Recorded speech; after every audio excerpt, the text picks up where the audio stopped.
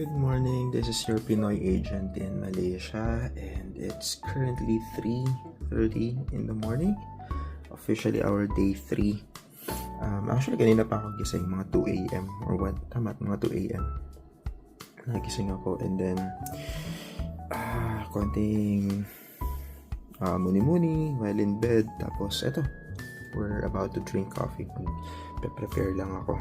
And then maaga yung call time natin today, 8:30 in the morning. Although dito lang naman siya, aakyat lang kami sa 6th floor. It's our induction. Parang it's a quick introduction of what's gonna happen, what's with the company, kung tungkol saan yung kung ano yung background ng company, and kung ano yung mga tawag ito, I forgot,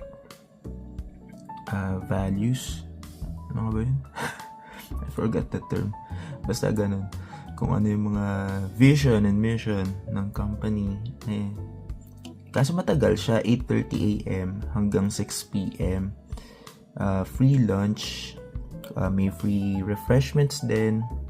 So I think it's going to be a long day for all of us expats here in Malaysia, and let's see kung makakapag video tayo inside. Another thing is, it's first time also that I'll be seeing other expats, sabi ko sana applicants, other expats here in Malaysia. I believe most of us are from the Philippines. Kung saan, I don't know. May nakausap ako, isa from Laguna. Hindi pa actually, wala pa siya rito actually, pero we have the same talent acquisition. So, iisang GC kami. And then, nag-reach out siya sa akin. Medyo na-delay yung EP niya or yung employment pass niya. Kaya natagalan siya.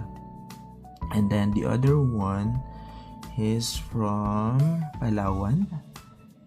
So, nakakausap ko na siya ng 2 days na yata. And then, kararating lang niya dito kagabi. So, it's going to be the first time that we'll see each other. So, yeah. I'll just have my morning coffee and then get ready. Prepare my clothes. Para mamaya, once medyo okay na, mga 8 o'clock siguro, then I'll start preparing. Bye.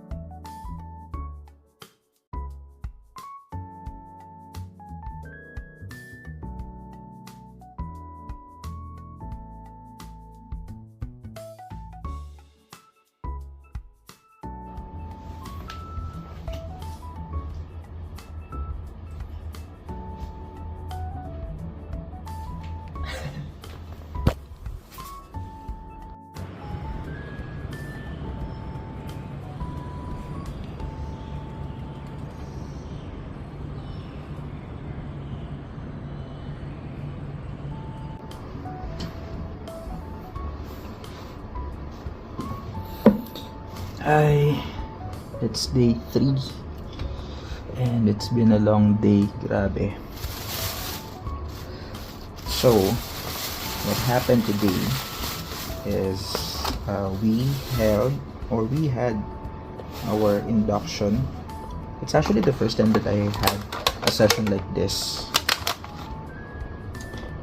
So basically, it's like an introduction of about the company, yung vision, yung mission, and kung ano yung expectations nila, syempre, lalo na sa expats like us.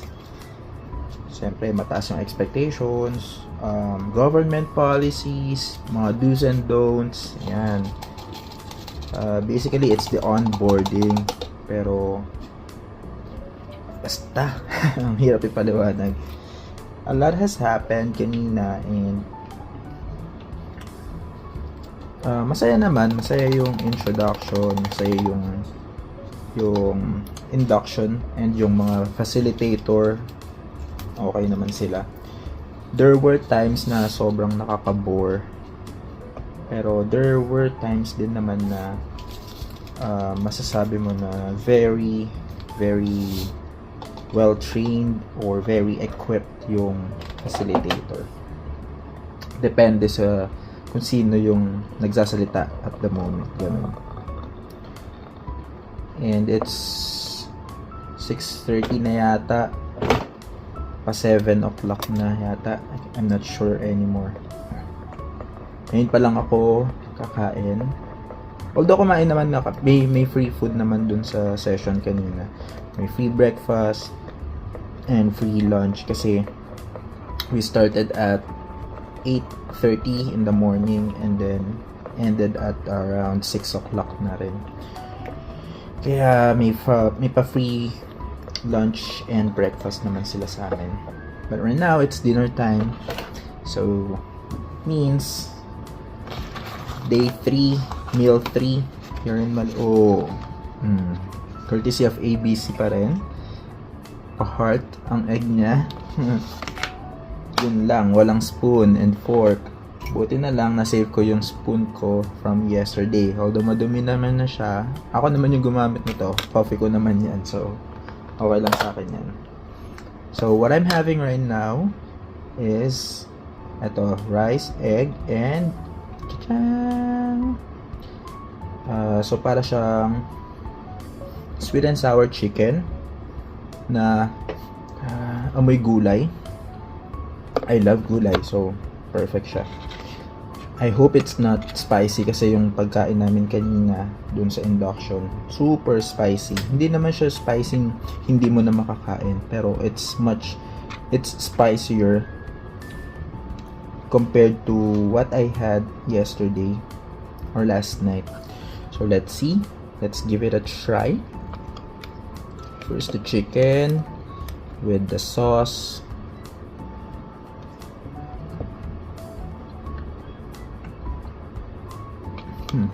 Wait lang, isa pa. Yung sauce lang.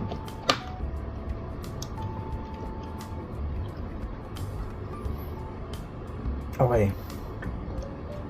Honestly, walang lasa. Walang lasa yung chicken niya. Wala akong malasahan na sweet and sour dito.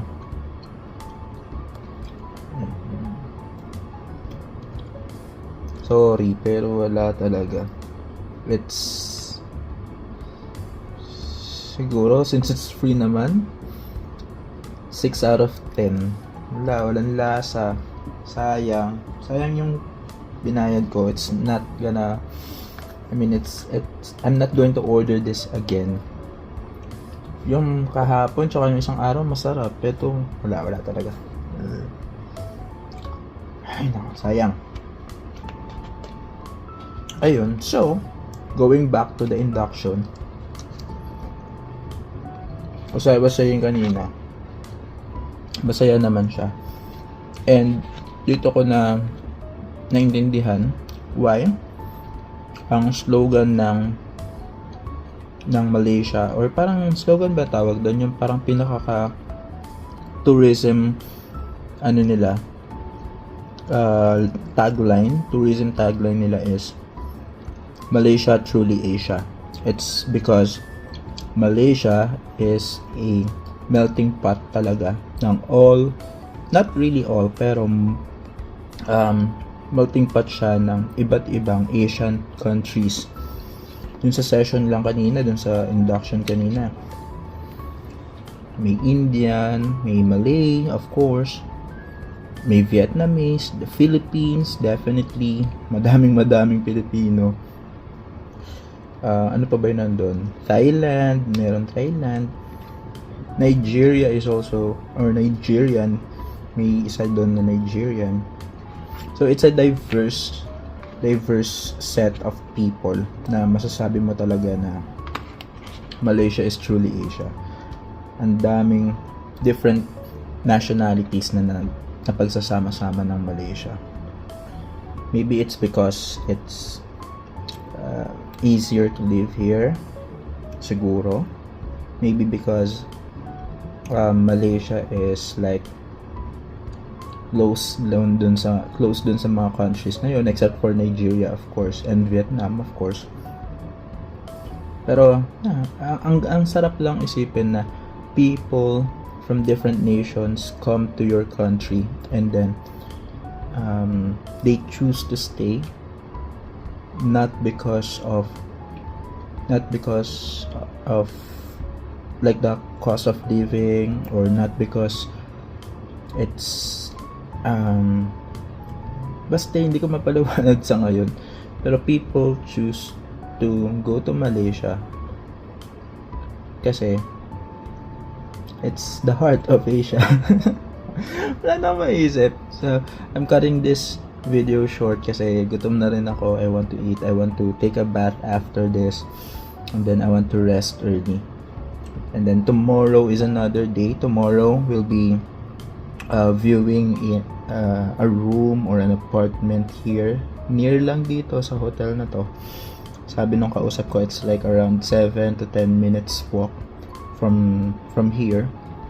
So medyo okay yun for us. Para malapit-lapit lang siya, kailangan lang lalakarin lang namin from here to work. So tingnan namin yun bukas. So there you have it, guys. Bye. Ciao. Peace out. And enjoy life. Bye-bye.